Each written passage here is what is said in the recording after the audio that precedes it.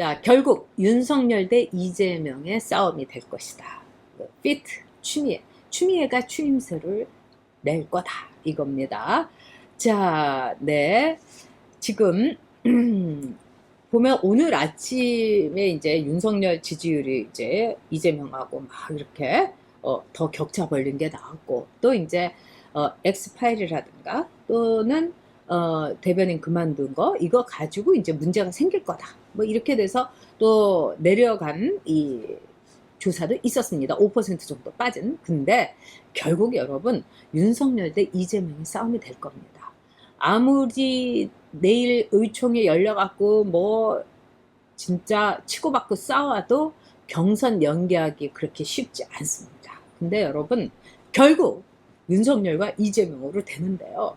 이재명이 윤석열의 대척점이 되면은요, 윤석열 이기기 쉽습니다. 아무리 윤석열의 X, Y, Z5까지 다 나와더라도요, 이재명이 그동안 한 일에 대해서 여러분 복귀를 하자면은 게임 끝납니다. 그래서 이재명이 절대로 안 된다. 그리고 경선을 연기하자고 하는 거는 뭐 이낙연, 뭐 정세균, 또 그리고 이광재. 근데 시험 늦게 본다고 여러분 뭐 시험 잘 성적 올라갑니까? 그거 절대로 아니죠. 여기에서의 뽐뿌질을 하는 거는 바둑이.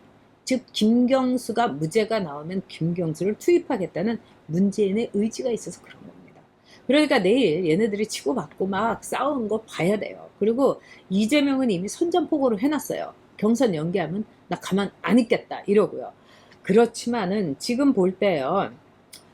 자, 내년 3월 9일에 여러분 선거 대선이 있어요. 그러면 지금요 9개월밖에 안 남았는데 9개월도 안 남았죠. 한 8개월 남았는데 지금 뒤집기 참 어려워요. 그래서 결국 뭐 윤석열 대 이재명의 싸움이 될 거다. 그리고 여기에 이제 추미애가 이제 뛰어들었잖아요. 정말 추미애는 보수의 보배입니다. 꽝 잡는 매 되겠다고 했는데 꽝 잡는 뚱뚱한 뭐 거의나 암탉 정도 되겠죠. 자, 이 윤석열 엑스파일에 대해서는 한 4가지 혐의가 있는 것 같아요. 이 윤석열의 부인에 대한 거. 예를 들면 윤석열 부인이 이름을 개명을 했다. 근데 개명한 사람들 꽤 있어요, 여러분.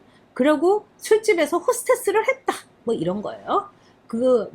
모 호텔 사장하고 친해가지고 뭐 술도 따라주고. 아, 저도 술 많이 따라줍니다. 그리고 윤석열하고 결혼을 했을 때 그럼 윤석열이 그 호스테스의 그 과거 이거를 뭐 알고 했건 모르고 했건 그리고 호스테스도 아니죠. 뭐 템프로 살롱이었다 뭐 이러는데 제가 그 윤석열 부인이 예쁘장한 거는 알겠습니다만은 뭐 그렇게 저도 템프로 가봤거든요. 네.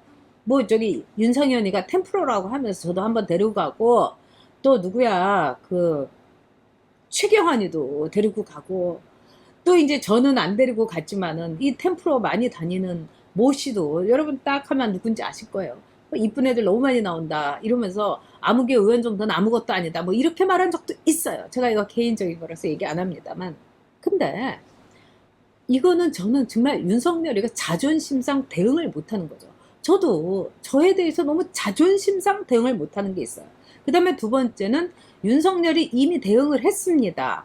즉, 이 코바나 컨텐츠라는 데서 말하자면 미술품 전시회, 기획 전시회를 하는데 여기에 과하게 협찬을 받았다 이러는데 과한 협찬이라는 걸 여러분 참 이게 정의하기가 어려워요.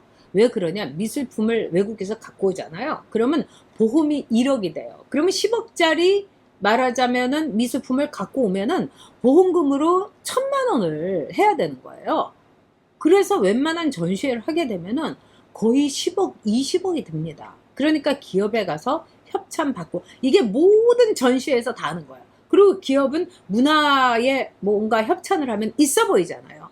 그래서 그걸 한 건 사실입니다. 그래서 윤석열이가 자기가 검찰총장 됐다고 해서 기업이 더 과하게 협찬한 거 아니고 그 뒤에는 아무것도 안 한 거예요. 그리고 제가 아는 분한테 들었는데 요즘 윤석열 씨 부인은 너무너무 스트레스 받고 그래갖고 맨날 아파갖고 병원 다닌다는 겁니다. 얼마나 힘들겠어요. 그 다음에 세 번째로 윤석열의 문제가 뭐냐면 이른바 윤석열하고 굉장히 친했던 주진 이 검사의 형이 세무서장이었는데 이 형이 도주하고 뇌물 처먹고 막 이 유구업자 그러니까 고기업자한테 뭐 고기 갖고 와라, 이건 진짜 나쁜 사람이에요. 이 사람 이제 도망가는데 윤석열이가, 이거는 윤석열의 엑스파일에 제일 먼저 나오고 아마 윤석열이가 해명을 이건 해야 된다고 봅니다. 이건 뭐냐면은 윤석열이가 청문회하고 이럴 때 뭐라고 했냐, 자기는 상관없다 뭐 이렇게 했는데, 아니 그 저기 변호사라도 한번 알아봐야 되는 거 아니야? 이런 녹음 파일이 터졌어요. 여기에 대해서는 윤석열이 그때 죄송합니다 이렇게 했습니다.